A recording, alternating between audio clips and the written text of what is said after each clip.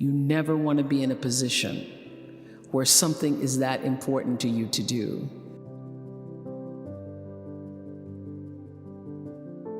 And you can't do it because the boss says you can't. You want to be able to own yourself and make your own decisions.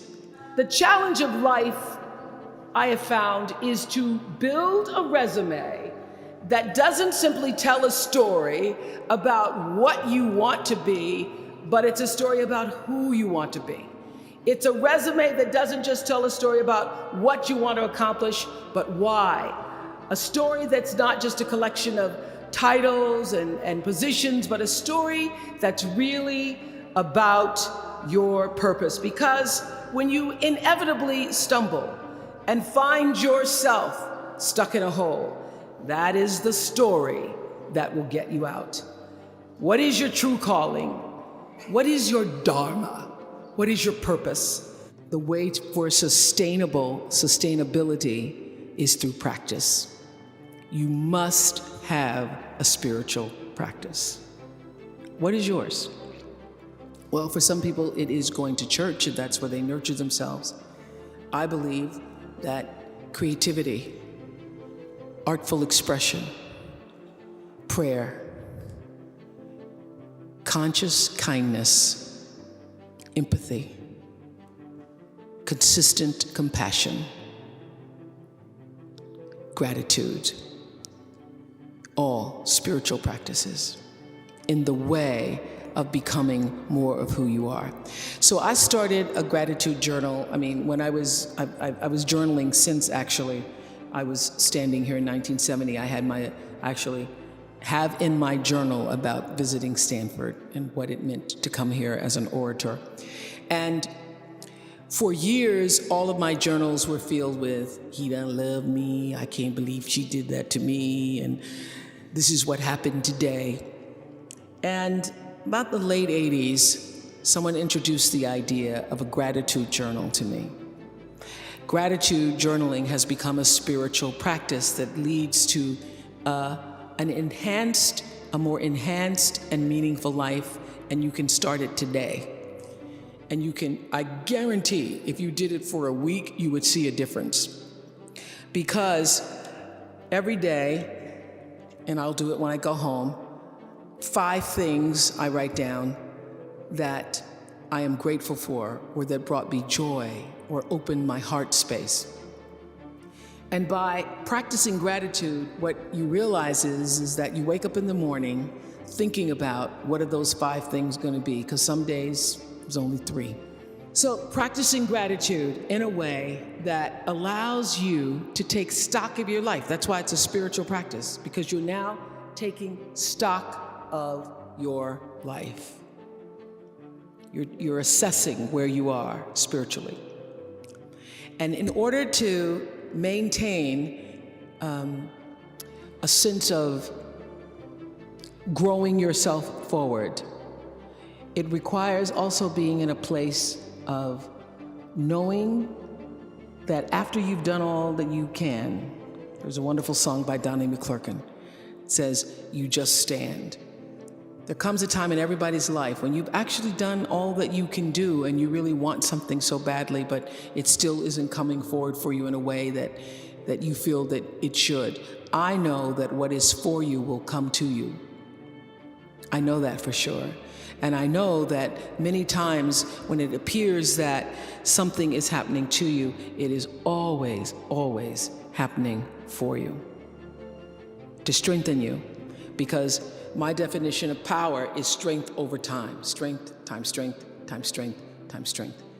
So I'll leave you with my favorite story. I said this today about the color purple. It's one of my favorite stories because it changed the meaning of my life and changed the trajectory of my life. First of all, when I was doing the color purple, I'd just come to Chicago and started a show called AM Chicago.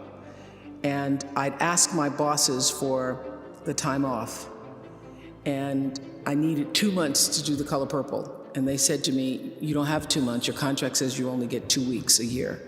So in order for us to give you the time off, you're gonna have to give up your remaining time on your contract to do The Color Purple. I wanted to do it so badly that I said, all right, I'll give up the next 5 years of my contract in order to do it. What happened was after The Color Purple, after I filmed The Color Purple, and the Oprah show was so successful, becoming so successful, it was actually still called AM Chicago. The bosses at my channel wanted to renegotiate the contract. And my lawyer at the time said, remember The Color Purple. You never want to be in a position where something is that important to you to do and you can't do it because the boss says you can't. You want to be able to own yourself and make your own decisions about what's important to you to do, and that was something that's really important to you. So the fact that I had not been allowed the time for The Color Purple is the reason why I made the decision to take the risk to own my own show. And that has made all the difference in the trajectory of my career. But let me try to shorten this Color Purple story because it changed the trajectory of my life. I wanted to be in The Color Purple more than anything I've ever wanted in my life. I read the book on a Sunday. I got up, went back to the bookstore, went back to the bookstore, got every other copy of the book. I passed it out to everybody I knew. As life would have it, because you're always drawing things to you, you're drawing energy to you. Out of nowhere, supposedly, coincidence, no such thing, but I get a call from a casting agent saying that they're casting for this movie called The Color Purple. This movie called Moonsong. And I said, are you sure it's not The Color Purple? And he said, no, it's called Moonsong, because at the time Steven Spielberg didn't want anybody to know he was shooting The Color Purple. So I go and audition for the movie. I can't believe that God has allowed this to happen, because I am auditioning with a character named Harpo. Do y'all know Harpo is Oprah spelled backwards? I think that is a direct sign from Jesus. That not only am I now auditioning, I'm auditioning with somebody named Harpo. Amazing.